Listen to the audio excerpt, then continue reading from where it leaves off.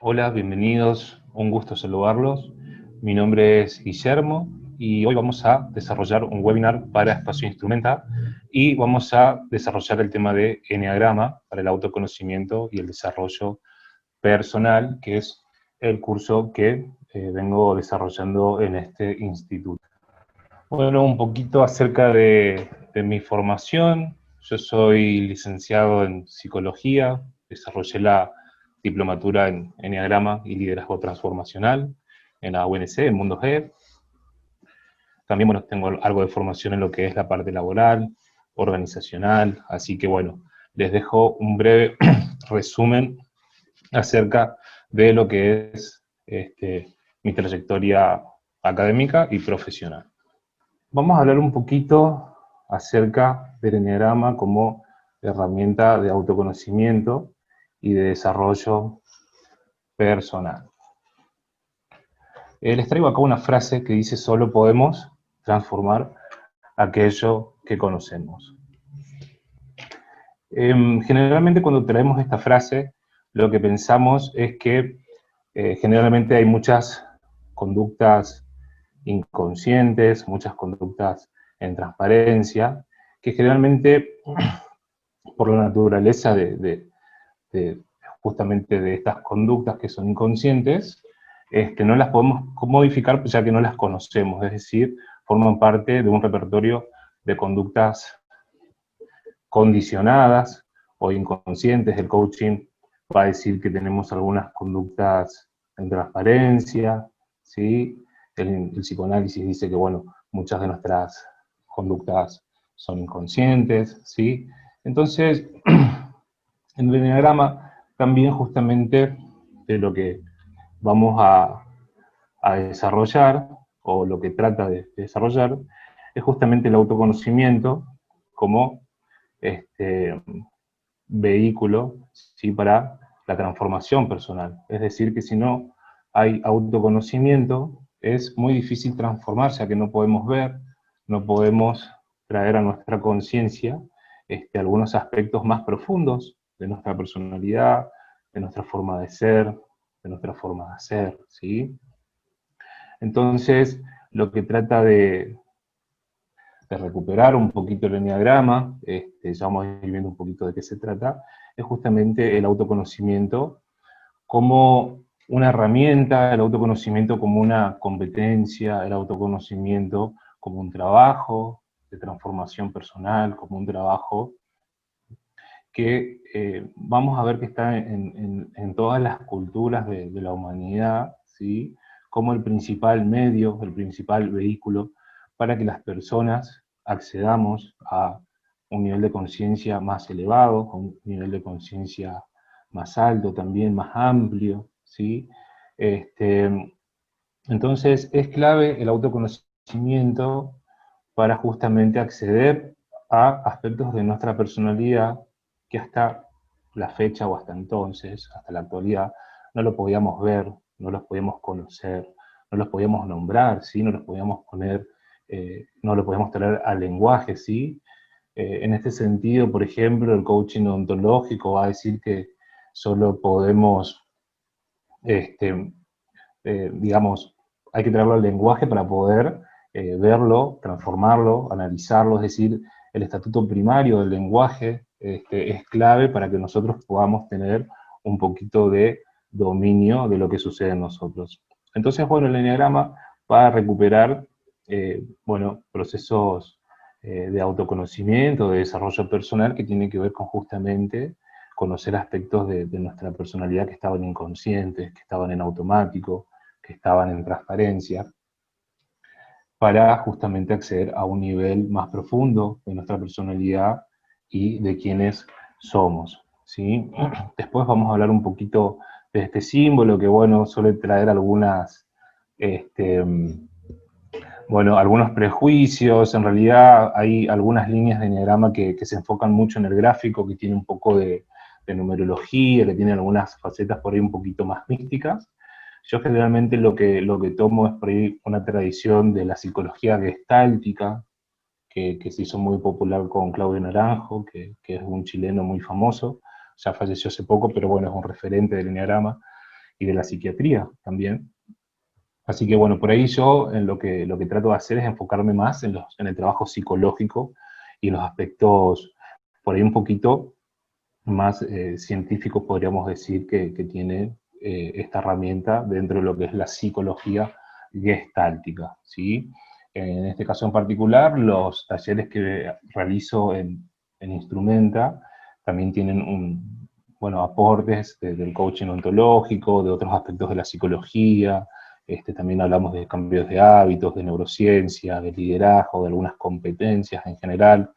Por ahí, según el grupo, también podemos vincular el autoconocimiento para el desarrollo de algunas competencias más vinculados a lo laboral, a las organizaciones, al empoderamiento, gestión de equipos. Así que bueno, el enneagrama también está siendo utilizado en ese sentido como una herramienta para personas que no vienen de las ciencias sociales, ¿sí? Para desarrollar algunas competencias blandas, ¿sí? Como por ejemplo el autoconocimiento, la comunicación, la motivación de equipo, estas competencias que requieren una base o que tienen un componente bueno, de habilidades interpersonales o intersubjetivas, podríamos decir, que, bueno, justamente el enneagrama las trae de una manera muy prolija, muy profunda, muy articulada, y bueno, como dije recién, las personas que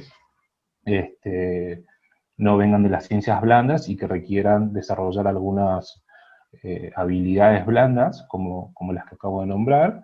El enneagrama también es muy enriquecedor y muy accesible en ese sentido. Bueno, la idea del enneagrama entonces es ser una herramienta de psicología que nos ayuda a conocer y entender de una manera clara y profunda nuestro comportamiento y el de la gente que nos rodea. Es un mapa de la personalidad que nos describe nuestros circuitos más profundos. Como yo le decía, el enneagrama al principio es una tipología que nos permite identificar y encontrarnos en algunas conductas, en algunas formas de ser. Pero bueno, a medida que uno va conociendo la herramienta, vamos viendo que tiene, digamos, algunas teorías o tiene algunas ideas acerca de cómo construimos la personalidad, y realmente va muy a lo profundo para realmente justamente poder transformar en un nivel muy inherente al ser humano, la naturaleza del hombre y de cómo nos constituimos desde lo más íntimo y lo más profundo, ¿sí? En ese sentido también, esta tipología de la personalidad que clasifica y describe esta nueva personalidad tiene como fin ofrecer 9 eneatipos, vamos a decir, desde el enneagrama. También podríamos asociarlo a lo que Carl Jung, un contemporáneo de Freud, que hablaba del inconsciente conectivo, también él hablaba de arquetipos, es decir, estos elementos que compartimos a nivel de la humanidad y que se repiten, ¿sí? Él habla mucho de esto del inconsciente colectivo, de los sueños, de esto que se repite. Bueno, el enneagrama va a hablar de eneatipos como estos 9 atributos que justamente pareciera ser que están en la naturaleza humana, o si hay algo que se podría llamar naturaleza humana, bueno, se representan estos 9 eneatipos. Entonces, el enneagrama significa, ennea viene de la palabra 9, grama significa gráfico, gráfico de 9 puntas, que justamente describe y condensa la sabiduría bueno, que encontramos en la naturaleza humana y en sus complejas interrelaciones, ¿sí? Después vamos a ver un poquito enseguida ya qué concepción hay del hombre, del sujeto, detrás de esta teoría, ¿no? Así que bueno, como ustedes sabrán, bueno, el psicoanálisis tiene una visión del hombre, la psicología gestáltica tiene otra visión de la conciencia del hombre, y así cada rama de psicología, o la psiquiatría, o las neurociencias, toma posición y separa, digamos, en una teoría para estudiar, para comprender y para elaborar dispositivos para abordar al ser humano, ¿sí? Entonces, bueno, justamente el eneagrama dentro de la psicología gestáltica tiene una visión, tiene una visión del hombre, y también elabora esta teoría dentro de ese esquema para poder acercarse. Así que bueno, el eneagrama lo que va a representar son estas nuevas maneras de pensar y de sentir, nuevas maneras de reaccionar, nuevas maneras de vincularnos, nuevas maneras de observar el mundo, nueve miedos y nueve deseos primordiales también que habitan en la humanidad, nuevas estrategias adaptativas, nuevas maneras de ser, ¿sí? Bueno, como yo le comentaba, el eneagrama es una herramienta súper rica que, si bien acá estamos haciendo foco en estos 9 eneatipos, en absoluto la idea de este esquema es hablar o pretender o decir que hay 9 estilos de personalidad únicamente, ¿sí? Todo lo contrario, pero me interesa aclararlo porque en la actualidad creo que eh, hay mucha divulgación del eneagrama, pero tiene por ahí una lectura un poco eh, superficial tal vez de lo que es en realidad la herramienta o lo que pretende, y en realidad son 9 estrategias de personalidad, 9 mecanismos que todos habitamos, algunos en mayor o menor medida, porque todos tenemos ya nuestro carácter y nuestro temperamento formado. Entonces, bueno, la idea es justamente poder identificarnos en una primera instancia con algunos de estos mecanismos para empezar a conocerlos, para ver qué hay detrás de ellos y para empezar a liderarlos, a transformarlos. Pero bueno, ya en esta primera instancia lo que pretende el eneagrama sería que cada persona se identifique dentro de algunos mecanismos como para empezar a conocer sus estilos de inteligencia emocional, su estilo de resolución vincular, ¿sí? Su forma de observar. Y bueno, también teniendo en cuenta de que detrás de cada uno hay 9 maneras de ser, hay toda una construcción de una historia personal, ¿sí? Entonces, en absoluto, pensar que un eneatipo agota lo que es la psicología de una persona, en absoluto considero que sea así, pero de todas maneras es muy interesante todos los mecanismos que describe, y realmente creo que uno puede llegar a desarrollar eh, eh, en un, digamos, en ampliar muchísimo el espectro del autoconocimiento dentro de lo que es esta herramienta. Así que ya vamos a ir profundizando un poquito más, pero bueno, me interesaba hacer hincapié en eso este, como primera instancia. Bueno, el objetivo principal del eneagrama es proporcionarme herramientas que amplíen mi conciencia, como yo le decía, una vez que lo podemos ver a estos mecanismos, a estas formas de reaccionar, estas conversaciones internas que tenemos, ¿sí? Como yo le dije, vamos a hablar un poquito de eneagrama y de coaching ontológico en algunos de los abordajes, o al menos mi formación en la diplomatura tuvo esta combinación que me parece muy, muy interesante, porque, bueno, desde el coaching ontológico hablamos de que somos lo que conversamos y hacemos hincapié con gran fuerza en lo que son las conversaciones en las cuales habitamos. Entonces, estas conversaciones las podemos orientar hacia nuestro crecimiento, hacia nuestro desarrollo, ¿sí? Podemos empezar a verlas, a desarrollar distinciones, va a decir el coaching ontológico. Entonces, podemos romper algunas transparencias, que son justamente estas conductas en automático, estas conductas condicionadas, estas conductas en transparencia o inconscientes que tenemos, ¿sí? Este, estas creencias también, ¿no? Entonces, bueno, como les decía, el objetivo principal del eneagrama es también conocer nuestros patrones de repetición.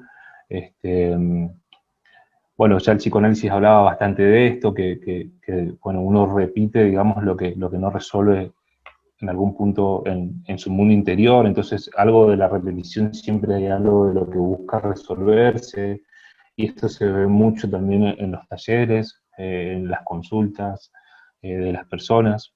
Así que bueno, también dejar de actuar en piloto automático, activar el observador interno, que es la categoría del observador que yo les comentaba recién con el tema del coaching ontológico, va a ser hincapié en la categoría del observador, de cómo me observo yo, las creencias que tengo sobre mí mismo, sobre la realidad, y principalmente cuando hablamos del observador, hablamos de que es el observador quien habita conversaciones y habilita conversaciones para habitar, para sostener, para desarrollar, ¿sí?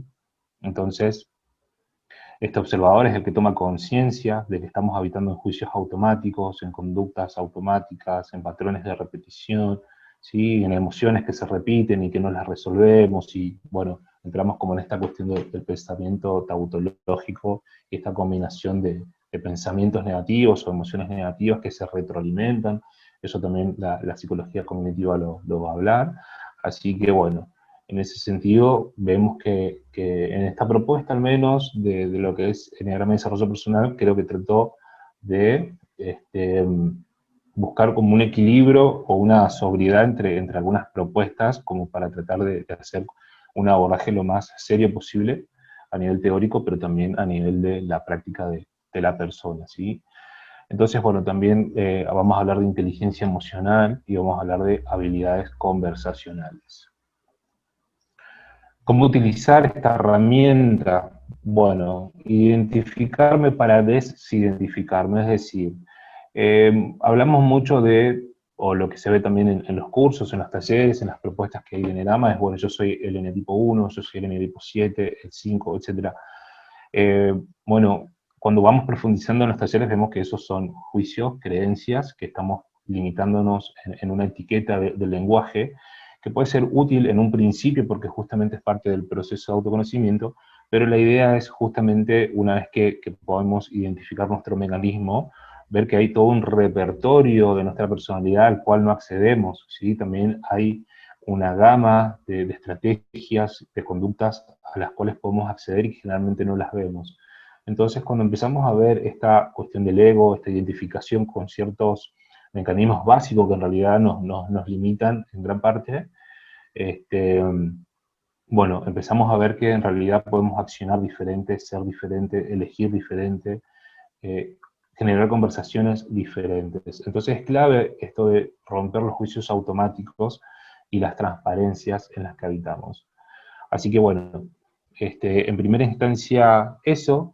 Hace un ratito les había comentado esta frase del coaching ontológico, de la ontología del lenguaje, que tiene como postulado que no hablamos de lo que vemos, sino que vemos aquello de lo que podemos hablar, ¿sí? Entonces, lo que va a intentar decir el coaching ontológico con esta frase es de justamente posicionar como estatuto ontológico esta cuestión del lenguaje con, en un nivel constitutivo, es decir, que el lenguaje nos construye, nos constituye, es decir, que somos en un lenguaje, y bueno, el mismo lenguaje también es el que nos permite ampliar nuestra conciencia y acceder a otros espacios de nosotros, que bueno, como les digo, están a veces, en muchos casos, eh, bueno, en transparencias, que son conductas con umbral muy bajo de conciencia. Entonces es clave desarrollar distinciones para ampliar mi observador. ¿Sí? Si yo no tengo distinciones, mi observador está acotado. Entonces, si yo tengo mi observador acotado y solamente me enfoco en ciertas conductas, o me enfoco en cómo yo soy, o cómo yo juzgo que soy, o cómo creo que soy, y me encasillo en un estereotipo, o en ciertas formas de reaccionar, de ser, ¿sí? Bueno, no tengo distinciones y mi observador está acotado, entonces mi capacidad de elegir es también muy limitada, ¿sí? Entonces, también vamos a hablar del enneagrama como herramienta de comunicación, en el sentido que vamos a decir que achica distancias, ¿sí? No solamente con los otros, sino que achica distancias en cómo yo me comunico conmigo mismo, en cómo yo genero las conversaciones, en cómo yo me hablo a mí mismo, si genero conversaciones que me permiten empoderarme, o si me quedo obturado en juicios que tengo sobre mí mismo y no logro darme cuenta que bueno, que en realidad somos un ser en construcción, es decir, no somos un ser finito y acabado, sino que estamos en un proceso de construcción. Y que bueno, como les decía, el tema del lenguaje es clave en este proceso de autoconocimiento, de transformación y de construcción. Bueno, Un poquito me gustaría comentarles brevemente de dónde sale toda esta cuestión del eneagrama, que bueno, por ahí tiene algunos tintes místicos, como les decía, ya se va a hablar de numerología, o hay, bueno, algunas ramas que lo llevan para, bueno, el tema de la meditación, el mindfulness, que me parece que está bastante bueno. Y por otro lado, como les digo, por ahí hay también otras líneas un poco más de carácter científico que están enmarcadas dentro de la psicología gestáltica. Bueno, haciendo una breve síntesis, el eneagrama lo que condensa en sí este gráfico es un símbolo muy antiguo que tiene más de 2500 años.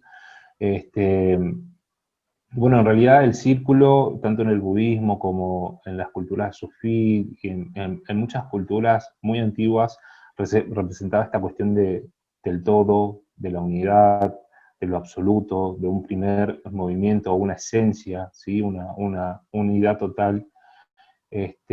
Y justamente los eneatipos lo que representan es esta pérdida de la esencia, ¿sí? Esta pérdida del contacto con esta unidad, descentrándose justamente en los límites de este gráfico, representando cómo perdemos esta unidad o esta conexión con esta esencia o con este espacio de totalidad, de unidad del ser, podríamos decir, de algo más absoluto, y justamente caemos en por tener que atravesar justamente la experiencia humana y vivir en sociedad y tener que atravesar justamente la construcción de nuestra personalidad y de construir y desarrollarnos en estos medios, en estos entornos que generan ciertas limitaciones. Pero bueno, la idea justamente es que el eneagrama lo que muestra es un aspecto más profundo del todo, de la unidad, y cada eneatipo está alrededor de esa circunferencia mostrando justamente esa pérdida del contacto con el espacio central, con una unidad central. Que bueno, eso lo vamos a ver un poquito después, pero básicamente lo que representa este esquema es la identificación con el ego y la pérdida del contacto con un aspecto más profundo o esencial de quiénes somos nosotros en realidad y de un fin más profundo o existencial, por decirlo así, con un contacto o algo superior a lo que habitualmente vivimos o pensamos. George Gurdjieff lo que trae justamente, él es uno de los referentes de la psicología transpersonal, es como verán de 1915, es como, bueno, bastante contemporáneo de Freud. Freud desarrolla la interpretación de los sueños en 1900, es justamente en esa época donde surge el libro, así que bueno, George Gurdjieff es un referente de la psicología transpersonal contemporáneo, podríamos decir, pero bueno, él estaba más enfocado en un aspecto un poco más místico, en un aspecto un poco más, digamos, podríamos decir que no estaba tan interesado como Freud en elaborar un cuerpo teórico que pueda ser presentado, aceptado en la comunidad científica. Como ustedes sabrán, Freud era neurólogo y bueno, esos rasgos o estilos se plasmaban mucho en su escritura, en lo que buscaba desarrollar en cuanto a teoría, y bueno, con esta carga de buscar la cientificidad a nivel teórico, ¿no? En primera instancia y también práctico después. Pero bueno, por ahí Gurdjieff era más un buscador, un viajante de los lugares de Oriente, recorría mucho, era como más un místico, buscaba esa sabiduría como que estaba un poco más oculta, más perdida, tenía como otro tipo de motivaciones e intereses, así que bueno, él es uno de los primeros que trae mucho de esta sabiduría oriental al mundo occidente y empieza a desarrollar un poco algunos encuentros, muchos grupos, muchas reuniones que tenían como base esta cuestión de la personalidad como dinámica, como en continuo movimiento, ¿no? Que también es lo que representa este gráfico de las flechas y las conexiones, que en realidad, bueno, la personalidad es como una danza, y está viva, y la podemos ver, la podemos trabajar, pero bueno, la posición que toma por ahí Gurdjieff ante esto tiene que ver con más una cuestión de poner el cuerpo, bueno, trabajarlo por algunas formas un poquito más dionisíacas, podríamos decir, como esta cuestión más de trabajar poniendo el cuerpo y, bueno, trabajar las limitaciones, ¿sí? Por ahí salir un poco de lo conceptual para poner un poco más el cuerpo.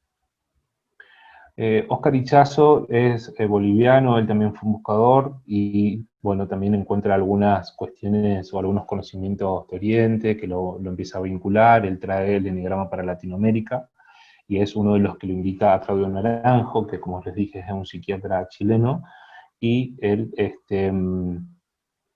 bueno, es un referente. Claudio Naranjo tiene muchísimas publicaciones científicas, trabajó en las mejores universidades de Estados Unidos.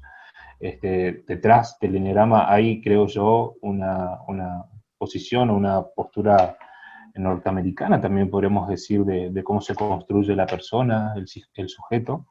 Así que, bueno, esta combinación que hace Oscar Ichazo del Enneagrama lo va a combinar con las virtudes, con las virtudes y las pasiones que habla el Enneagrama, que bueno, anteriormente también tenía como una connotación negativa en algún momento, se habla de algunos pecados capitales, tienen algunos nombres por ahí, que bueno, se combinan con ese tema, pero bueno, lejos de tener connotaciones cristianas, por decirlo de alguna manera, simplemente lo que va a mostrar esto que lo vamos a ver enseguida con el tema de las pasiones y las virtudes, que también tienen como un rastro del tema de los pecados.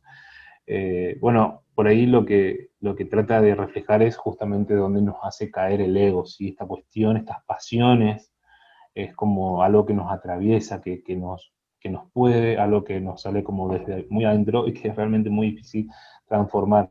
Entonces vamos a ver que hay como algunos caracteres neuróticos, va a decir Claudio Naranjo, empieza él a desarrollarlo más científicamente, como les decía, esto del Enneagrama, encuentra 9 caracteres neuróticos o 9, digamos, complejos del ego, 9 estilos de personalidad que, bueno, son como bastante arquetípicos o se los puede ver generalmente en la mayoría de los casos. Así que bueno, Naranjo por ahí lo que hace es como sintetizar un poco esta tradición, enmarcarlo dentro de la psicología gestáltica y ya aplicar un componente más científico de toda su profesión, que bueno, él tiene una trayectoria súper extensa en lo que es la parte de psicología, así que bueno, hay una caracterología, una psicología muy importante desarrollada detrás de cada eneatipo, ¿sí? Bueno, esto es un poquito de un resumen muy, muy breve de lo que es el eneagrama, con esos símbolos que vienen de la tradición muy antigua, que representan estos movimientos, esta conexión o pérdida con lo esencial, algunos abordajes, también les estuve comentando un poquito esta cuestión de los grupos, y algo que me gustaría agregar es esto de que Claudio Naranjo ha desarrollado en muchos países, hasta el día de hoy hay muchísimas escuelas en todo el mundo, de los SAT, que son la abreviación de los buscadores de la verdad, así que esos grupos que gestionaba Claudio Naranjo tenían componentes bueno, de un abordaje con esta tradición, podríamos decir, donde, bueno, se trabajaba mucho el tema de las meditaciones, el tema de la psicología gestáltica. Bueno, los SAT son grupos donde justamente se trabaja mucho con las dinámicas grupales. Bueno, Claudio Naranjo se hizo muy conocido y hasta el día de hoy hay muchas escuelas de psicología gestáltica, psicología desde el Enneagrama, eh, bueno, que continúan desarrollando la tradición que Claudio Naranjo introdujo. Bueno, esto de las flechas también me parece importante aclararlo ahora, porque bueno, creo que por ahí es interesante vencer algunas resistencias que puede generar una teoría que por ahí es un poquito extraña, o que bueno, por ahí choca con lo posmoderno de la actualidad, pero justamente estos movimientos o estas flechas que marca cada número, cada eneatipo, lo que significa o lo que realiza son los opuestos complementarios que justamente va a hablar la psicología gestáltica. Eso lo vamos a ver enseguida. Bueno, vamos a hablar un poquito de la concepción de la personalidad que hay detrás de este marco teórico que vamos a utilizar o que utiliza el eneagrama. Bueno, vamos a decir que la personalidad es nuestra forma de ser, actuar, pensar y sentir más o menos estable a lo largo del tiempo. Habíamos hablado del carácter, habíamos hablado del temperamento, pero bueno, ¿cómo se forma nuestra personalidad? Como ven, este gráfico o esta metáfora justamente de la mesa me parece que es muy pertinente. Como pueden ver, esta mesa tiene una pata con factores genéticos, otra pata con factores ambientales y otra pata con factores personales, ¿sí? Entonces, es clave entender algunos componentes de nuestra personalidad y de cómo nos construimos, porque para comprender en profundidad el eneagrama, necesitamos aprender y formarnos un poquito en materia de lo que es la personalidad y la psicología humana en general.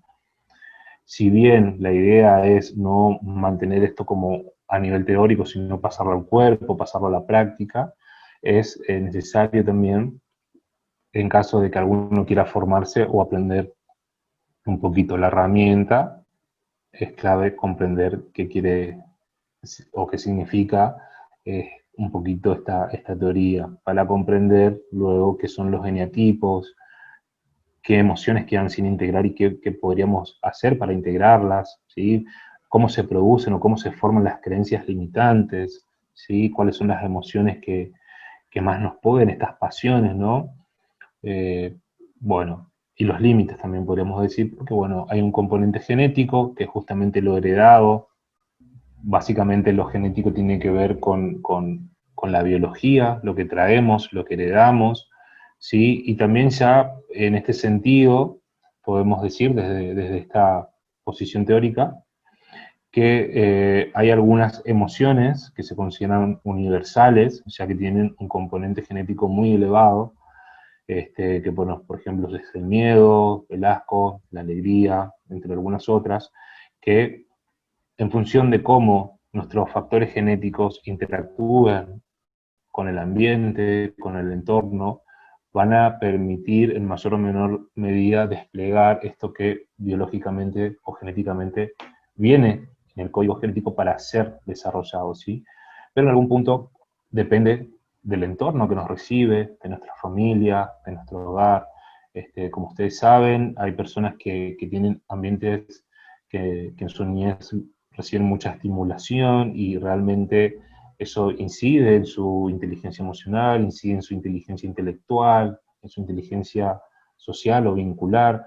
Entonces los primeros años de vida son clave en cómo nosotros somos recibidos en nuestro entorno y en qué medida este entorno favorece o limita el desarrollo del despliegue de nuestra personalidad, ¿sí? De nuestras emociones innatas, por decirlo así. Bueno, esto sintetizando, podríamos decir que es una teoría un poco interaccionista, ¿sí?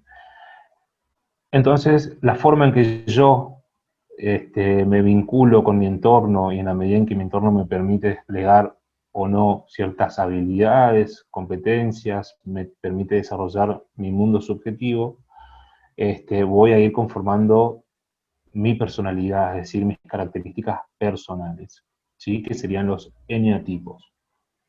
Entonces, el eneagrama en este sentido va a hablar de que justamente estas emociones heredadas o innatas con carga genética van a interactuar con estos factores ambientales conformando una determinada cosmovisión del mundo, de uno mismo, una determinada autoestima, ¿sí? Algunas emociones o estilos de inteligencia emocional predominantes, creencias, este, creencias limitantes o creencias que nos empoderen, ¿sí? Entonces los primeros años ya está como el germen de lo que termina siendo nuestra vida adulta nuestras elecciones, tanto a nivel vincular, laboral, vocacional, etc.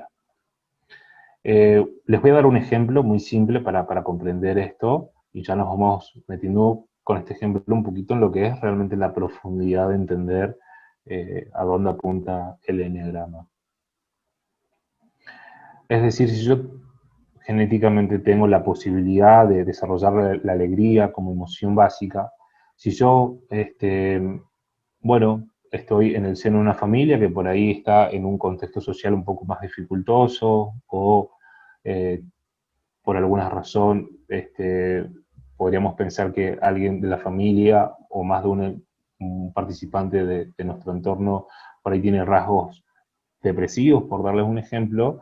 Bueno, cuando el niño naturalmente busque desarrollar o desplegar esta emoción básica, esta alegría, la persona no va a lograr reflejar porque en sí misma no lo tiene en ese momento como disponible, ¿no? Ya que está atravesando una situación difícil o tiene, como ya le dije, rasgos por ahí de depresión. Entonces, simplemente por dar ejemplos que son múltiples, digamos, esto es simplemente un ejemplo muy, muy simple de cómo interactúan las emociones básicas con los factores ambientales y que permiten desplegar o no.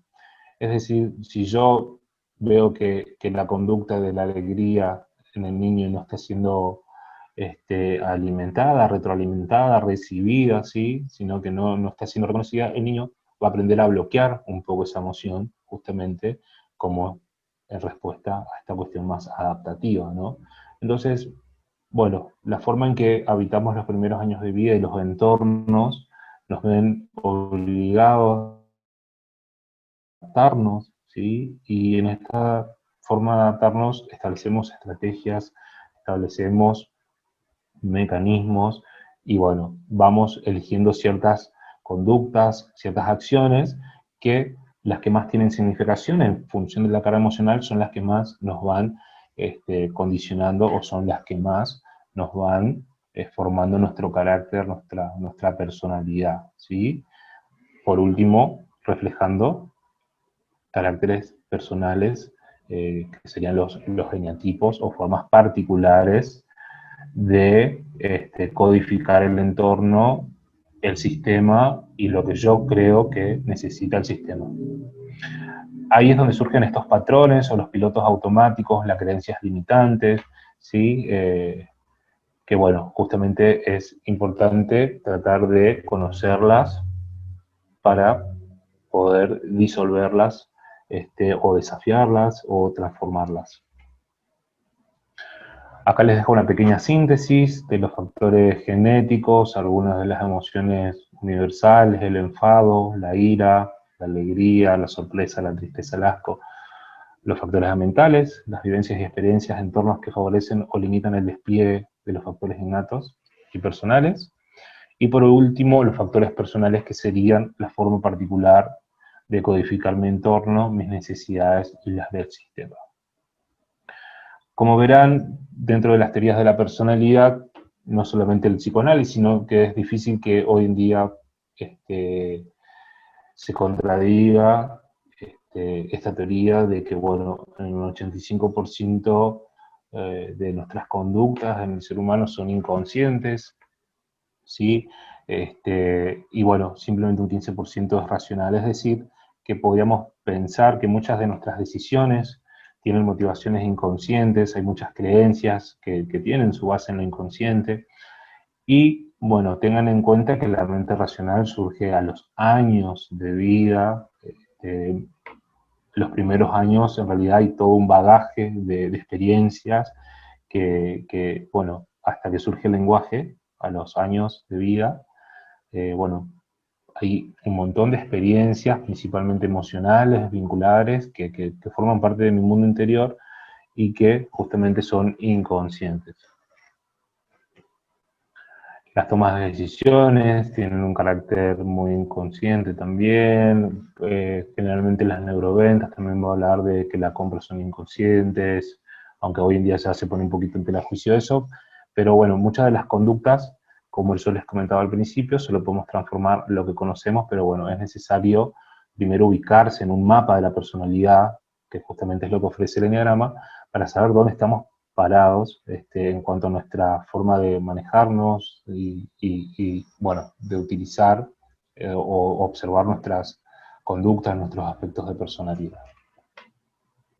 Vamos a ver que lo que vemos en la superficie es esta cuestión de la estrategia de personalidad.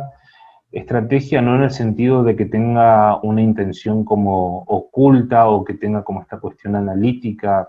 Cuando hablamos de estrategia, hablamos de una cuestión puramente adaptativa, ¿sí? Que ahora las vamos a ir viendo enseguida un poquito más en profundidad.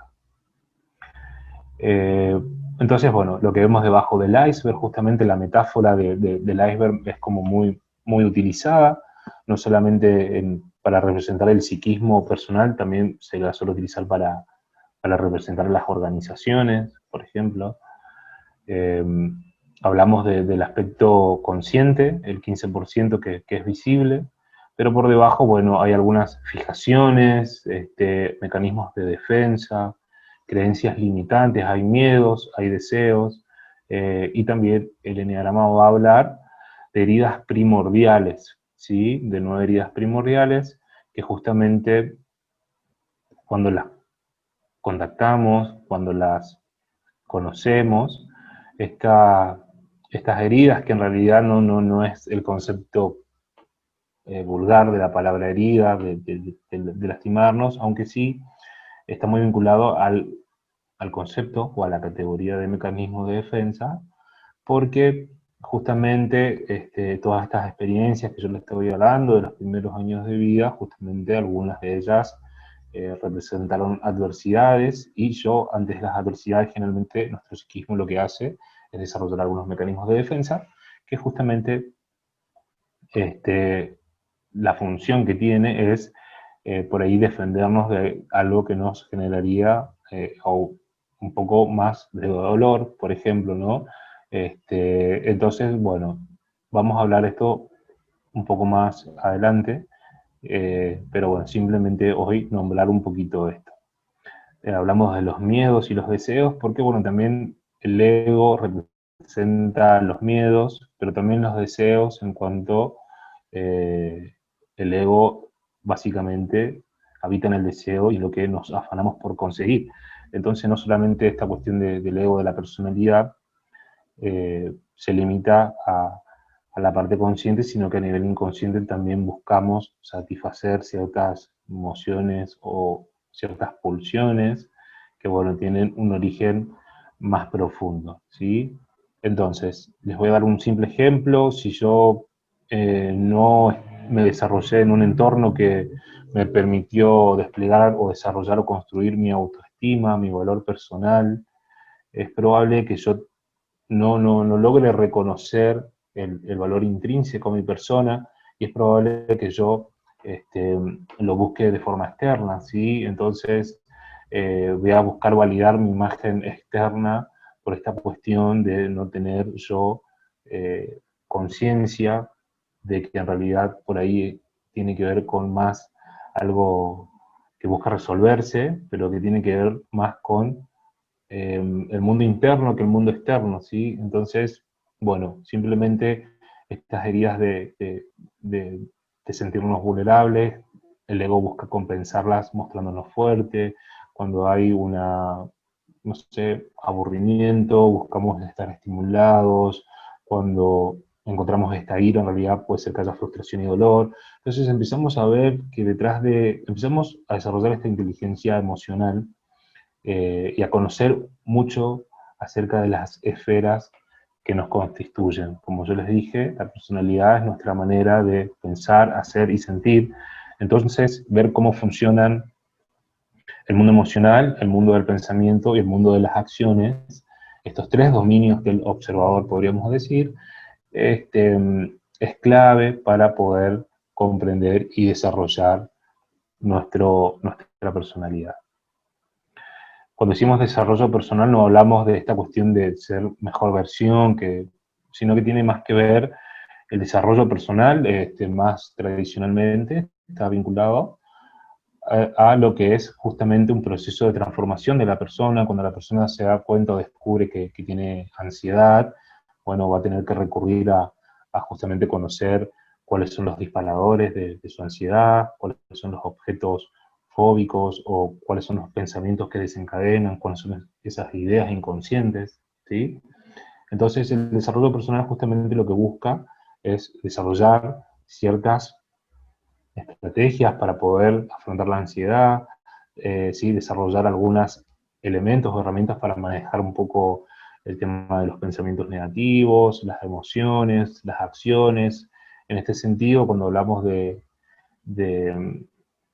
cuerpo, emoción y lenguaje, bueno, la psicología cognitiva es como las teorías que más han desarrollado estas tres esferas y las que más desarrollan abordajes, bueno, para este ejemplo que estoy brindando justamente de las ansiedades o de las fobias. Un ejemplo de este iceberg es, por ejemplo, la persona que tiene miedo a algún objeto específico. Yo suelo hablar o dar este ejemplo en los talleres porque permite comprender el tema de las creencias, las emociones y las tres esferas que habitamos: cuerpo, emoción y lenguaje. Es decir, una persona que, bueno, supongamos alguien que tiene fobia a los perros, ¿sí?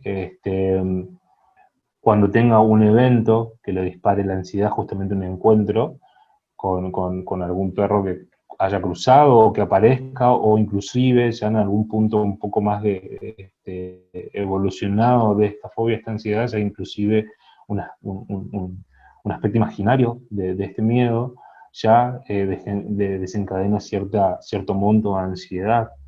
Entonces, esta persona realiza una operación cognitiva del orden del pensamiento, del lenguaje, es decir, cuando está ante esta situación, a nivel inconsciente hay alguna creencia de que este perro me puede atacar, me puede morder, me puede pasar algo, o mi vida está en juego, o no voy a tener los recursos para afrontar esta situación. Ese nivel de pensamiento, que son creencias muy rápidas, inconscientes, que desencadenan emociones. Hay veces que son tan rápidos o fugaces estas creencias inconscientes que la persona directamente se encuentra con esta emoción. Y en consecuencia hay también una conducta que puede ser enfrentar el miedo, puede ser quedarse paralizado o puede ser huir, ¿sí? Que son también, como ustedes saben, desde las neurociencias, también, como les dije, la psicología cognitiva está muy vinculada a las neurociencias. También puede ser que encuentren en algún lugar información vinculada a los tres cerebros: el cerebro reptil, que es justamente el más instintivo, que solo actúa, como yo le dije, nos paralizamos, enfrentamos o huimos. Bueno, también el cerebro límbico, que es más el cerebro vinculado a las estructuras que son las responsables de la parte emocional, ¿sí? Que también tiene que ver con nuestra memoria, así que bueno, está muy vinculado a eso. Y el cerebro del neocórtex, que es el cerebro racional, que puede futurizar, pero bueno, como yo les digo, detrás de las creencias, detrás de toda esta teoría del eneagrama, también encontramos otras teorías o otros abordajes y muchas similitudes, y principalmente en la forma en que yo tengo de darlo me parece bastante, como les dije, sobrio por ahí vincularlos con estas otras abordajes que me parecen bastante serios y me parece que tienen efectos muy positivos en el desarrollo o en la transformación personal. Lo de las neurociencias era simplemente un ejemplo para que vean que estas tres esferas o los tres dominios del observador, cuerpo, emoción y lenguaje, también tienen una base biológica, por decirlo de alguna manera, orientada a esta cuestión instintiva de la acción, el cerebro límbico a la emoción y el neocórtex al pensamiento o a la razón. Y también, bueno, con este ejemplo que acabamos de ver, vemos que este miedo que lo vemos afuera es en realidad una proyección de un miedo o una ansiedad interna, y que el trabajo que va a tener que desarrollar esta persona puede ser o no que esté vinculado justamente a integrar esta emoción que él siente de manera interna. ¿Está? Por último, también la persona que tiene estos miedos, sea cualquiera el evento, la idea es que ustedes también lo puedan llevar a otras áreas, a lo vincular, a lo profesional, a lo que ustedes consideren que sean las áreas que hay que desarrollarlas. Bueno, también la persona va conformando una narrativa de sí misma, ¿no? Básicamente es como que buscamos crear un sentido en un todo coherente acerca de quiénes somos, acerca de nuestra historia. Entonces, cuando hay varios eventos donde yo ya empiezo a esquivar este elemento fóbico, empiezo a hacerme preguntas, empiezo a conformar una creencia sobre mí mismo. ¿Será que no puedo superar esto? ¿Será que porque tengo miedo? Bueno, empezamos a formar una narrativa, nos contamos nuestra propia historia, de una manera que, bueno, este, en pocas palabras, busca sintetizar esto que nos pasa en la experiencia. Así que bueno, es clave, como venimos viendo, esto de las conversaciones internas para cambiar nuestros pensamientos, estar atento a nuestras emociones, a nuestras acciones y tratar de desarrollar estas distinciones. Bueno, venimos hablando de los tres dominios, del observador, del cuerpo, emoción, lenguaje, de los tres cerebros. Y bueno, el eneagrama va a proponer 9 eneatipos, también se lo podría pensar como 9 modelos mentales. Vamos a hablar de la tríada del instinto, que serían los eneatipos 8, 9 y 1. Vamos a hablar de la tríada de la emoción, 2, 3 y 4. Y vamos a hablar de la tríada del pensamiento, 5, 6 y 7. Bueno, la tríada de la autonomía tiene un conflicto con el control, el poder y su estilo emocional se caracteriza por la ira, rabia, agresividad, represión, están orientados al presente, actúan y perciben confrontación, ¿sí? Podríamos o no vincularlos más al cerebro instintivo, esta cuestión de simplemente actuar, ¿sí? Esta cuestión más orientada a la acción, a la agresividad, ¿sí? Al control, al poder. Vamos a ver enseguida un poquito más en profundidad cada uno. La tríada de la emoción, también el reconocimiento, tienen un conflicto con la imagen y la autoestima. Se preguntan quién tengo que ser para que el otro me valore, ya entra en juego esta cuestión vincular, quién soy yo para el otro, qué lugar ocupo yo en el deseo del otro. A nivel emocional sienten tristeza, vergüenza por no reconocer su valor personal, están más orientados al pasado, perciben acercamiento o conexión. Sí, estamos viendo los genotipos que ya tienen una carga por ahí un poco negativa tal vez, porque es el mundo del ego, es la construcción egoica, estamos hablando de que detrás de la personalidad hay un mecanismo de defensa, entonces bueno, por ahí si ven esta cuestión de control, poder, represiones, porque bueno, hay un poco de eso en los genotipos. La tríada de pensamiento, tienen un conflicto con la autoconfianza, inseguridad o incertidumbre. A nivel emocional sienten ansiedad, nerviosismo, miedo a sufrir, confiar, a pasar a la acción, miedo al miedo. Orientados al futuro, buscan seguridad, perciben amenaza. Entonces, estas son las tres triadas, todos tenemos un poco de todos, pero generalmente una es la primordial, ¿sí? Generalmente hay algunos que les cuesta encontrarse al principio, pero bueno, todos tenemos un poquito de todos, así que bueno, en el transcurso del tiempo van a lograr ir identificando conductas, pensamientos, acciones que lo van a permitir ubicar. Algo muy importante es que en realidad el eneagrama lo único que va a hacer es ser un mapa, nosotros somos el territorio, y básicamente en sí el eneagrama lo único que va a reflejar es lo que nuestra conciencia esté lista para ver, para reconocer, para tomar conciencia, por el juego de la identificación con los personajes externos. Hay algunos textos que hablan justamente de estos personajes, de estos genotipos, que yo con mi conciencia los puedo ver reflejados de forma externa, porque bueno, también los puedo empezar a ver en mi...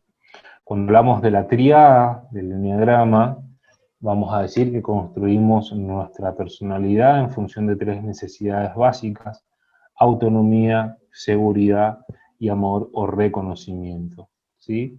Entonces, las tríadas del eneagrama lo que van a representar son los tres principales grupos de problemas y defensas del ego, ¿sí? El ego imita y compensa la esencia bloqueada, muestra un primer conflicto primordial entre un miedo básico y un deseo básico, y también direccionan el trabajo de transformación. Vamos a ver que dentro de las triadas, como dijimos, es un conflicto entre un miedo y un deseo, y justamente la forma en que intentamos resolverlo es lo que va a ir mostrando cada eneatipo en particular. Bueno, vamos a decir que los eneatipos 8, 9 y 1, que pertenecen a la tríada del instinto, se van a caracterizar por la búsqueda de libertad, de autonomía. Los 2, 3 y 4, la tríada del sentimiento, se van a caracterizar por esta búsqueda de amor, que en realidad tiene que ver principalmente con el reconocimiento. Ver es reconocer, podríamos decir desde el psicoanálisis, o qué lugar ocupo yo en el deseo del otro, como les dije, o cómo yo soy causa del deseo del otro, podemos ponerlo un poquito más psicoanalítico en ese sentido. Y la tríada del pensamiento, que van a buscar seguridad. Ya les voy a ir explicando un poquito esto para que les quede más claro, pero sigamos avanzando. Habíamos dicho de algunas experiencias que nos limitan, que nos traban y que justamente nos llevan a tener mecanismos de defensa para superar adversidades. Entonces, bueno, acá podemos ver algunos mecanismos justamente que va a representar estas triadas, que es una primera aproximación nada más.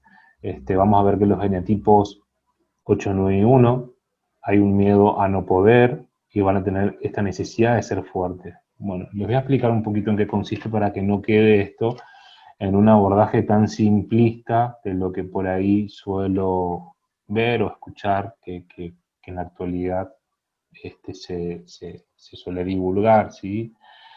La cuestión, en mi experiencia, en función de lo que yo me vengo formando, creo que tiene que ver más con esta cuestión de que el ego va a buscar justamente compensar estas carencias o estos miedos internos, es decir, que ante las situaciones vividas que tengan que ver con la frustración, con la carencia, con las adversidades, ¿sí? Con esta pérdida de autonomía, como dijimos, construimos nuestra personalidad en función de la seguridad y la autonomía, el reconocimiento.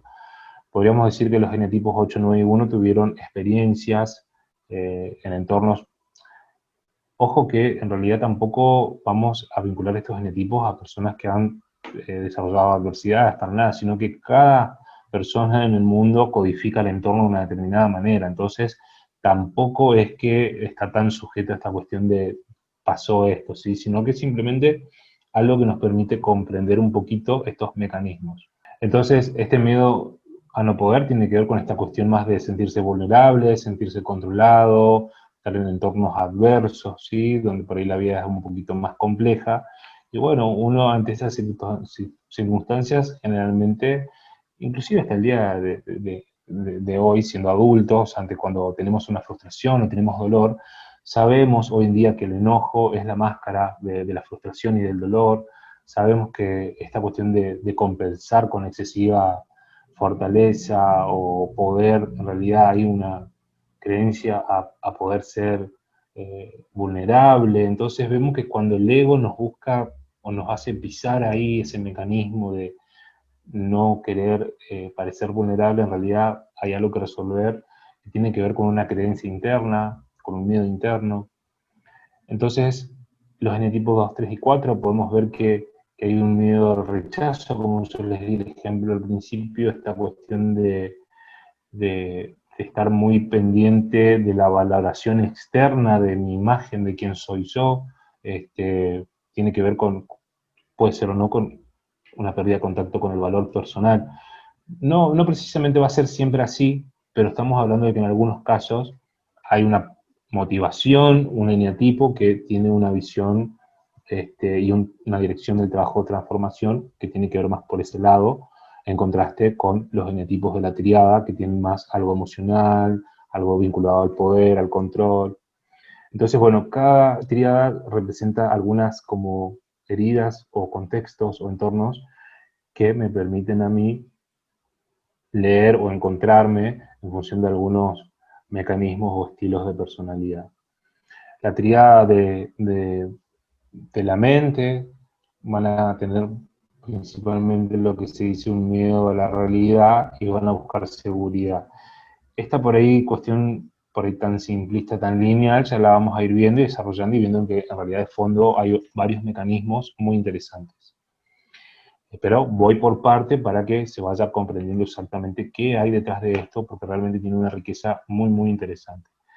Cuando hablamos de esta cuestión de necesidad de seguridad, las personas que son muy mentales, vamos a poder ver que tal vez esta excesiva anticipación del futuro o estar constantemente en la mente, en esta cuestión de planificando o futurizando o anticipando, o estamos constantemente con esta cuestión del monólogo interno excesivo, tal vez lo que está reflejando es ansiedad que está siendo intelectualizada.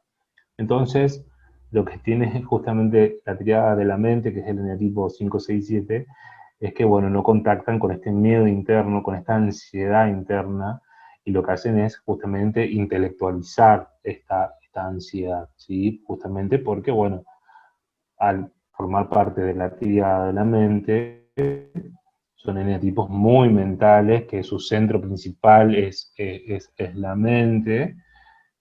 Bueno, entonces van a tener mucha dificultad para contactar con las emociones.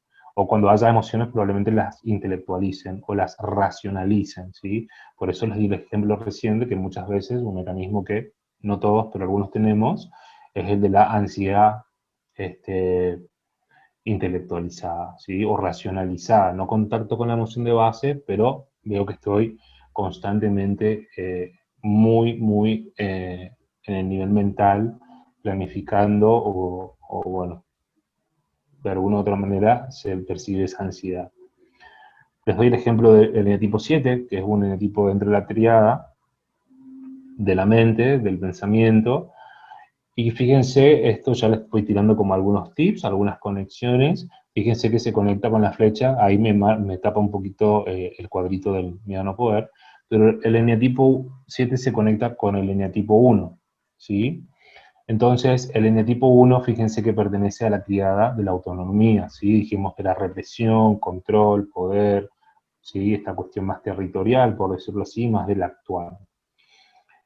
El eneatipo 1, el arquetipo o eneatipo se llama el perfeccionista, ese es el nombre del personaje eh, que utiliza el eneagrama, pero en realidad detrás del perfeccionista lo que hay es un mecanismo de la ira reprimida, ¿sí? Entonces el eneatipo 1 lo que hace es justamente ante la frustración, ante el dolor, ante la adversidad, justamente lo que desencadena este eneatipo es esta cuestión de la ira, de la frustración, ¿sí? No contacta con el dolor, es muy territorial, pero no contacta con esta emoción, ¿sí? Entonces lo que hace es justamente reprimir la ira y proyectamos perfección, control, ¿sí? Corrección. Entonces el eneatipo 1 es un eneatipo que justamente le habla a ese arquetipo, a ese juez interno que no nos permite errar, que nos obliga a controlar todo, que no nos permite disfrutar porque estamos absolutamente enfocados en el control, en el proceso, en que todo esté bien ordenado, en dar la mejor clase. Y al final termino yo perdiendo la posibilidad de disfrutar, de apreciar el viaje, por decirlo de alguna manera, porque estoy muy enfocado en esta cuestión del perfeccionismo, ¿sí? Pero estamos hablando de que el uno representa el juez interno, es el arquetipo del super yo, por decirlo así, esta cuestión super yoica de la instancia moral, del juez, ¿sí? Entonces, el eneatipo 1, justamente, lo que representa es la tríada del instinto, la autonomía, y va a representar la ira reprimida. Es decir, la persona no lleva o no accede a su conciencia esta ira, ¿sí? Lo que hace es reprimirla inconscientemente y proyecta esta cuestión de perfección. Pero sale un poquito de ira de todo, y gana autonomía justamente con este mecanismo. El eneatipo 1 gana esa autonomía que le permite, de alguna manera, tener el control o poder sobre el entorno, pero mediante este mecanismo de la perfección y de la represión. ¿Sí? Como pueden ver, el 8 es todo lo contrario, es todo lo opuesto, es el ego expansivo. Si decimos que el eneatipo 1 es el que reprime, es el juez, es el que no permite, ¿sí? Es el que busca reprimir y controlar las emociones, es el juez interno. El eneatipo 8 es todo lo contrario, es ego expansivo, catártico, absolutamente emocional, pero a la vez frío, ¿sí? Se posiciona en una posición de poder, ¿sí? De fuerza, es como el líder que va al frente, que abre caminos, ¿sí? Es la persona muy catártica, que justamente lo que hace con esta cuestión de instintiva o de la ira es proyectarla hacia afuera, ¿sí? Catarsis, es ego expansivo, ¿sí? Busca y va tras lo que quiere con un método activo y directo. Y el eneatipo 9 justamente lo que hace es el mecanismo de la ira pasiva, ¿sí? Que por eso también está en el medio, por eso está entre la represión y entre la catarsis del 8. La ira pasiva es un mecanismo muy particular que por ahí la persona ni es crítico, ni tampoco es catársico y expansivo, sino que es reservado.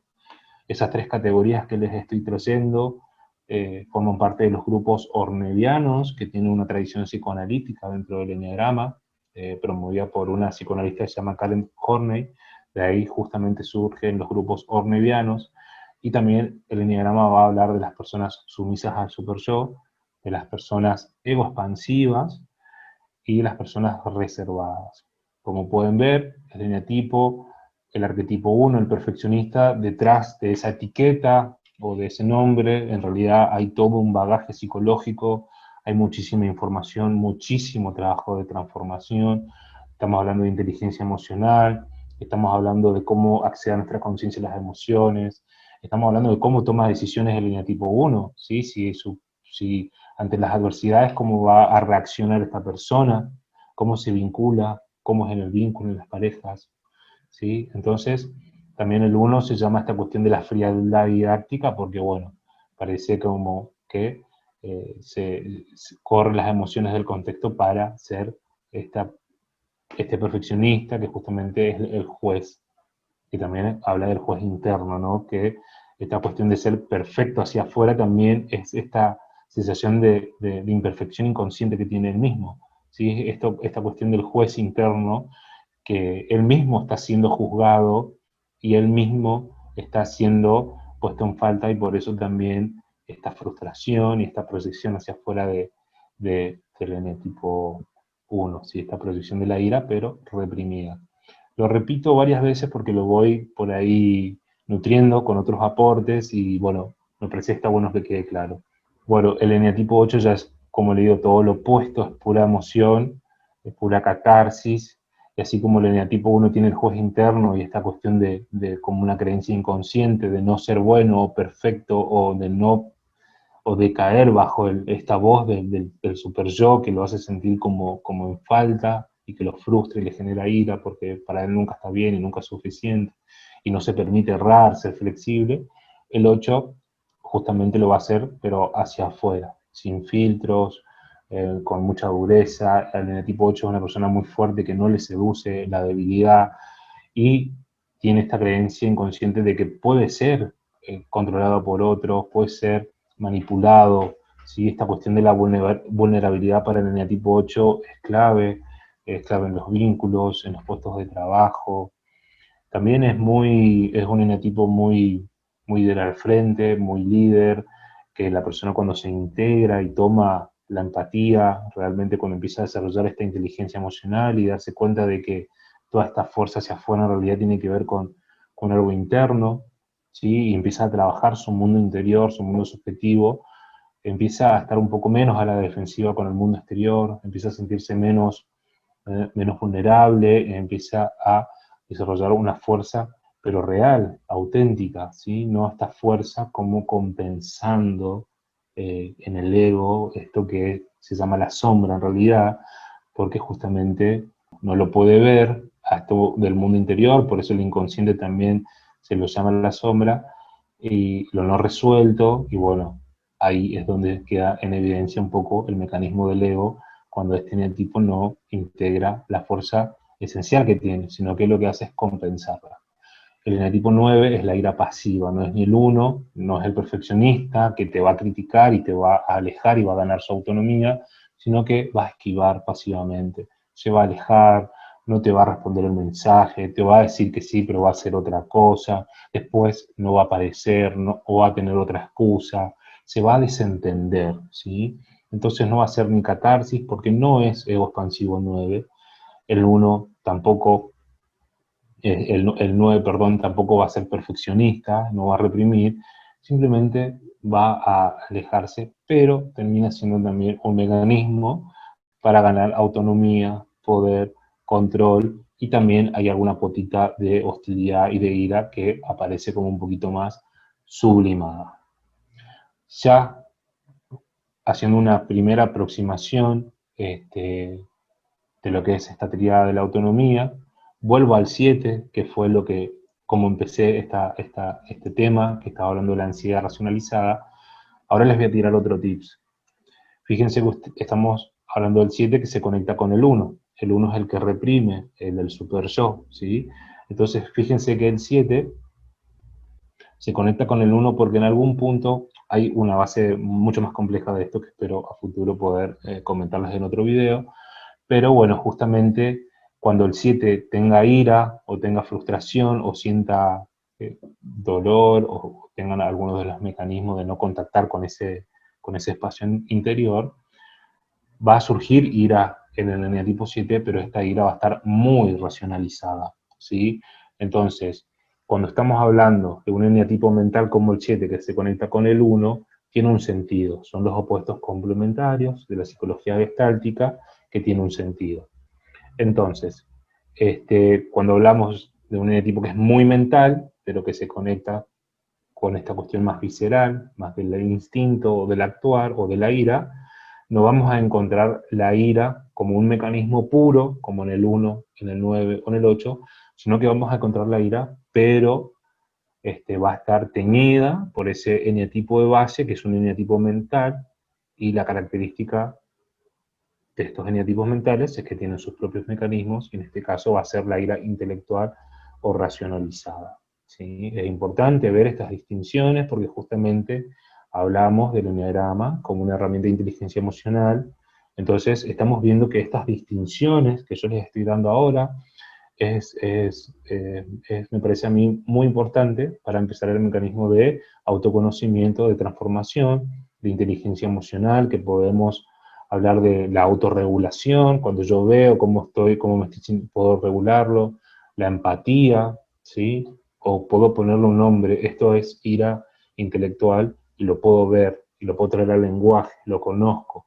Y mientras yo más los conozco, más los describo, más yo empiezo a tomar el control, más aumenta mi autoestima porque lo puedo ver cuáles son mis mecanismos, empiezo a darme cuenta que yo empiezo a tomar el liderazgo, el dominio de mis conversaciones, de mis distinciones, empiezo a acceder a acciones, conductas, conversaciones que me permiten empoderarme y darme cuenta de que yo estoy operando en un nivel de desintegración, en un nivel de limitación, de creencias limitantes, y empiezo todo un camino del desarrollo personal, del liderazgo, del crecimiento, que realmente no tiene límites, ¿sí?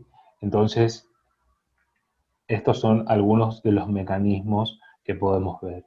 El eneatipo, podríamos decir, yo no sé, nadie sabe qué creencia tiene cada persona, pero necesitamos hacer una teoría como la teoría del iceberg, porque cuando uno ve las conductas, las acciones, las tomas de decisiones, pareciera que hay una creencia inconsciente en el uno de no ser bueno, de no permitirse errar, de no permitirse ser vulnerable, y bueno, de caer preso de esta voz del super yo.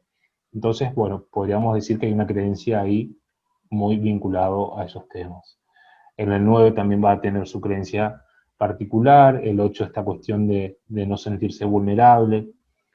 Cada eneatipo va a tener una creencia limitante de base y una herida primordial de base, que de hecho justamente las heridas y las experiencias que más carga emocional tienen es la forma en que se forman las creencias y tomamos ciertas ideas inconscientes como ciertas, como verdaderas, y a partir de ahí el resto de nuestras vidas siguen rigiendo o nos siguen condicionando a nivel inconsciente. Les doy algunos ejemplos más. Como pueden ver, el eneatipo 1, si hablamos de inteligencia emocional, estamos hablando de emociones, emotion, energía en movimiento. En el 1 esta energía en movimiento va a ir hacia adentro, es la regresión. En el eneatipo 9 esta energía va hacia adentro y hacia afuera, y en el eneatipo 8 va exclusivamente para afuera, ¿sí? Los eneatipos que buscan reconocimiento, aceptación. El eneatipo 2 pareciera ser que hay una creencia de fondo de no ser merecedor de amor o de no ser objeto de deseo del otro. Entonces es una persona que va a priorizar las necesidades de los otros por sobre las suyas propias. Por eso se llama el ayudador como nombre prototípico, arquetípico o personaje externo. Y justamente lo que va a referir es a una persona que justamente va a estar siendo, va a estar motivado o va a estar llevando su estrategia de personalidad hacia justamente desafiar esta creencia inconsciente que tiene de no ser digno de amor. Entonces va a estar constantemente acomodándose al otro, va a estar constantemente buscando la aceptación del otro y va a estar priorizando las necesidades del otro justamente por este temor inconsciente de no ser reconocido, ¿sí? Entonces su imagen está muy sujeta a la mirada del otro, a quién es para el otro. La diferencia con el eneatipo 3 es que el eneatipo 3 también está, o depende de la imagen del otro, pero en una imagen en una imagen externa, ¿sí? En esta imagen de valor personal externo. Y el 4 también depende de la imagen o de la mirada del otro, pero así como el otro se acomoda, el eneatipo 2, perdón, se acomoda a los otros, así como el eneatipo 3 falsea su identidad para buscar y orientarse al resultado, porque no está conectado con su valor personal, entonces el ego va a buscar compensar por ese lado, justamente alimentar esta imagen. El 2, al no tener esta creencia, al tener esta creencia inconsciente de no ser digno de amor, va a buscar justamente su ego una estrategia para compensar esa creencia inconsciente. Y el 4 va a buscar justamente diferenciarse, ¿sí? Es por oposición.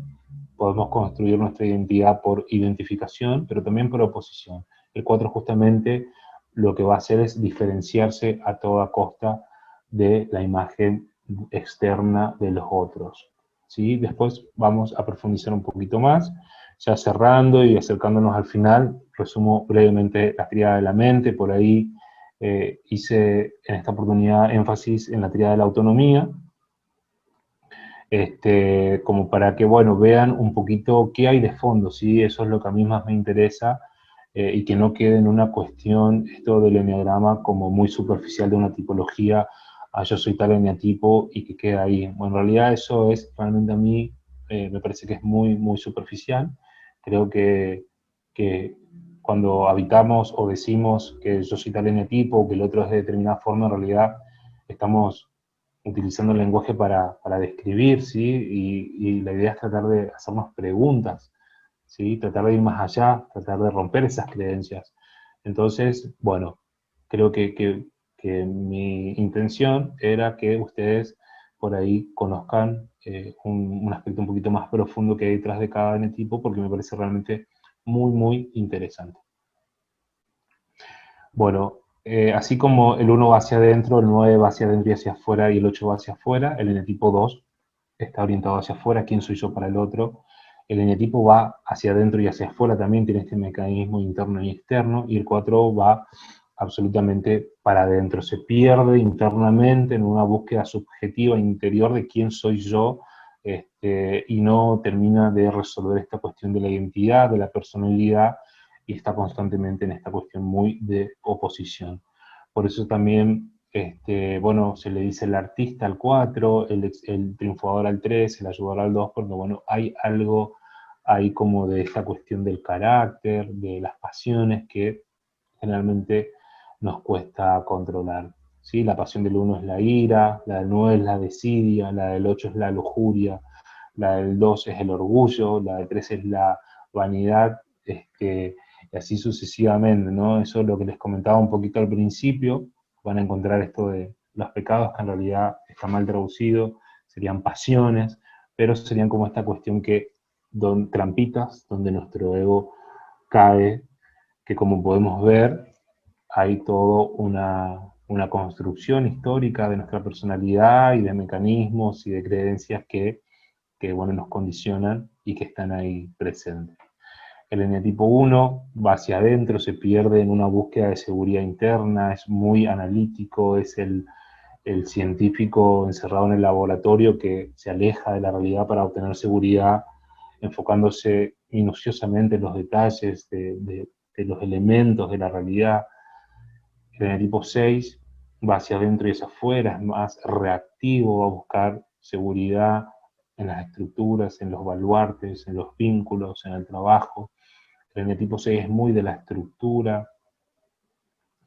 Y el eneatipo 7 es el eneatipo mental que no parece tanto de la tríada de la mente, porque es justamente un eneatipo que va muy hacia afuera, tiene esta cuestión de la planificación, lo lleva constantemente a estar hacia el futuro. La pasión es la gula, pero no la gula como se entiende en el pecado tradicional, sino que es la gula de la mente, ¿sí? Esta cuestión de que es un eneatipo que va a sentir a nivel del pensamiento como este choque de pensamientos que, bueno, se amontonan, ¿sí? Esta cuestión de que el mundo es un lugar que para él, bueno, es el entusiasta, el 7 siente muchísimo, tiene una motivación muy grande por salir hacia afuera a devorar todo lo que el mundo propone. Entonces, por eso se llama entusiasta, porque es una persona que siempre está hacia el futuro, está muy fácilmente a disposición de las actividades, de las acciones o de cualquier tema que tenga que ver con esto del hedonismo. La herida del 7 tiene que ver con no conectar con el vacío existencial, con un dolor interior. Entonces esta persona, para no contactar con esa emoción, habita en lo mental, está desconectado mucho del cuerpo, de las emociones, habita en lo mental, pero justamente la forma que tiene de no lidiar con el vacío es con este avasallamiento de la mente, con esta próxima actividad, y esta ansiedad anticipatoria de todo lo que hay para hacer. Entonces esta gula tiene que ver más con una cuestión de la mente, de este avasallamiento que va a sentir el eneatipo, y bueno, por esta cuestión de ir a devorar, como yo les digo, estímulos, ya sea intelectuales, ya sea también el eneatipo, si tengo un eneatipo muy hedonista, que conecta muy fácil con el placer, ¿sí? Al no querer contactar con el vacío, accede muy fácil al placer este eneatipo, justamente para no lidiar con las frustraciones que tiene la vida. El eneatipo 7 también es un eneatipo que le gusta vivir mucho en la fantasía, mucho en la mente, construye un mundo ideal donde puede obtener satisfacción en su mente, pero también la realidad es que no es así, la realidad es que no podemos habitar constantemente en ese espacio, entonces va a tener que hacer un trabajo de transformación, de conectar con su mundo interior, con los espacios, eh, con los vacíos, ¿sí? Que no estar constantemente con esta gula, incorporar más y más, que como les digo, tiene que ver con la planificación y con esta gula de los estímulos mentales, ¿sí? De qué voy a devorar, qué voy a consumir. Por último, como para ir dando algunos otros tips que seguramente me debo estar perdiendo, porque como ustedes pueden ver, son muchísimas las interrelaciones, es muchísima la información que hay para brindarles. Entonces fíjense que así como el 7 va al 1 y tiene esta cuestión de la ira racionalizada, que se combinan por ahí los eneatipos, los opuestos complementarios, fíjense que el eneatipo 1 va al 7. Y bueno, qué interesante sería para una persona que, como el eneatipo 1, que habita en esta cuestión de la ira reprimida, de no permitirse errar, no permitirse salirse, ¿sí? Esta cuestión de tan superyoica, ¿no? Qué bien sería tomar un poco de lo que ofrece el 7, de contactar con el placer, ¿sí? Es como si fuera que el eneatipo 1, el observador del mundo, ve como que el mundo está mal hecho, como que hay que perfeccionarlo, hay que reformarlo, ¿no? Y se frustra, está mal, hay errores, podríamos decir. Y el eneatipo 7 todo lo contrario, más que ver los errores, ve todo lo que tiene por devorar, por recorrer, por estimularse, por alimentar esta cuestión mental. Entonces, justamente esta conexión no es casualidad, y el eneatipo 7 es la dirección de transformación, es justamente el camino de integración que va a tener que hacer el eneatipo 1 para trabajar su mundo interior. Es decir, en vez de escuchar tanto esta cuestión del juez interno, esta perfección, esta ira, tomar un poco del 7, ¿sí? Que es el opuesto complementario, y acceder un poquito más a esta cuestión lúdica, a esta cuestión del placer, a esta cuestión de disfrutar, de relajarse, y de ver el mundo un poco más de forma entusiasta, de que en realidad más que errores y cosas por controlar y controlar a otros, o enfocarme en corregir a los demás, o en ser crítico con los otros, por ahí el mundo es un lugar lindo para habitar también, y para disfrutar, para compartir alegremente, eh, de forma integrada, ¿no? No un eneatipo 7 que en un punto ya desintegrado su personalidad, al no querer contactar con el dolor, bueno, recurre a estrategias menos sanas de su personalidad, como, bueno, puede ser la dependencia de sustancias, bueno, sustancias también como celulares, redes, puede ser alcohol, puede ser pareja, digamos, en definitiva, cualquier objeto que evite que contacte con el vacío en el 7. Por eso digo, lo lindo del 7 es este eneatipo integrado, entusiasta, pero que transmite justamente la alegría del vivir, de la existencia y del disfrute, ¿no? Entonces, bueno, esos son los opuestos complementarios que ya los vamos a ir viendo y profundizando a futuro. Te dejo un ejercicio para que lo practiques, si lo deseas, en tu casa, y que hagas este esquema, de, bueno, ver si lograste encontrarte en alguna tríada más que en otra. Por ahí la tríada del instinto fue la que más desarrollé en esta oportunidad, pero bueno, te invito a que también te sumes a ver la página de Espacio Instrumenta, que constantemente estamos compartiendo info de Enneagrama muy valiosa. También compartimos hace poco el test de Enneagrama, que, bueno, tiene la utilidad de ser un primer acercamiento al autoconocimiento.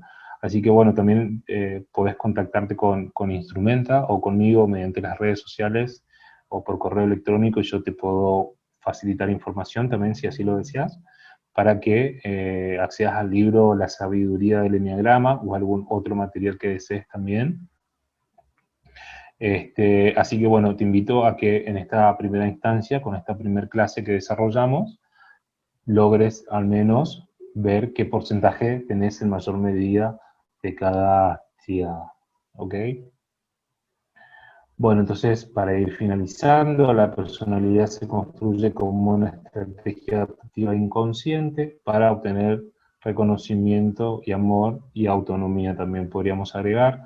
La etiología de la palabra personalidad, como ustedes saben, o no sé si lo saben, pero bueno, proviene del griego, significa máscara, y justamente, bueno, tiene algunas connotaciones de que la personalidad por ahí también, bueno, oculta algunas cosas que no son accesibles a nuestra conciencia. Por último, ya yendo al cierre, las 9 estrategias, los 9 arquetipos o eneatipos desde el enneagrama. Les dije el reformador, el 1, el ayudador, el 3, el triunfador, el 4, el individualista o el artista, también lo pueden encontrar, el 5, el investigador, el 6, el leal, el 7, el entusiasta, el 8, el desafiador, o el jefe, creo también, si no me equivoco, lo van a poder encontrar, y el 9, el pacificador. Detrás de cada uno de estos eneatipos, que en primera instancia vamos a encontrar algunas tipologías, es decir, una descripción de la personalidad de cada uno, vemos que detrás de cada uno hay una estrategia muy, muy interesante de conocer, que hay todo un cuerpo psicológico, y que, bueno, también el enneagrama propone esta cuestión de estas líneas y estos gráficos que se conectan entre sí y permiten ver esta cuestión dinámica de la personalidad, ¿sí? Siempre estamos en continuo movimiento y estos opuestos complementarios. Les dejo un ejemplo para que comprendan un poquito en profundidad cómo trabajar nuestra sombra, nuestros mecanismos inconscientes y nuestras creencias limitantes desde el eneagrama. Al enetipo 8 se le ha bloqueado la cualidad o esencia de la fuerza interna mediante experiencias donde se sintió vulnerable, amenazado, con lo cual surge el miedo básico a no tener autonomía, poder o control. Su personalidad interviene, el deseo básico o estrategia, imitando la verdadera fuerza. Su ego o máscara, motivado por su creencia o temor inconsciente, hace que actúe con dureza, con fuerza, ¿sí? Con poder, compensando, ¿no? Entonces, su ego vemos que lo defiende de un dolor emocional más profundo y antiguo, mediante un mecanismo de defensa, y dicho mecanismo calma su conciencia y el conflicto inconsciente se sostiene. Sí, le puse un ejemplo de este dibujito donde hay un gatito y proyecta esta sombra como un león. Bueno, es como esta cuestión de la sombra, ¿no? Que busca compensar cuando hay algo del orden de la carencia, esta cuestión de compensar externamente. La falsa fuerza de su personalidad ha tomado el mando y ha ocultado el bloqueo de la verdadera fuerza, inclusive a la propia persona, y mientras no comprenda esto, el enetipo 8 no podrá recuperar su verdadera fuerza interior esencial y auténtica. El camino de integración para el enetipo 8 es comprender que su verdadera fuerza surge de su interior mediante el reconocimiento e integración de su herida primordial, atravesando sus miedos y dejando atrás sus mecanismos defensivos, realizando elecciones más sanas e integradas desde su conciencia. Cuando yo puedo ver que esta forma de actuar en realidad no está más que compensando algunas creencias, cuando yo desarrollo esto, lo que es el darse cuenta, es una categoría que también les voy a ir proponiendo en los próximos encuentros. Este darse cuenta es cuando yo pero desde el mismo lugar, condicionado, y ya veo o reconozco que estoy teniendo los resultados que no son deseables y que son los mismos, y que hay algo de la repetición allí. Cuando desarrollo el darse cuenta es un momento muy importante de toma de conciencia. Así que bueno, es clave eso en la transformación personal. Con esto estamos llegando al final, así que bueno, espero que te haya servido esta clase introductoria y tal vez un poquito más que una simple introducción de lo que es el eneagrama. Así que bueno, esto fue un webinar para Espacio Instrumental, para quienes deseen a futuro participar de nuevos cursos, nuevos talleres. Mi nombre es Guillermo Darío Ledesma y bueno, hasta acá llegamos con esta primera clase. Así que bueno, espero espero que te sirva y espero que te sirva para comenzar el proceso de autoconocimiento. Saludos.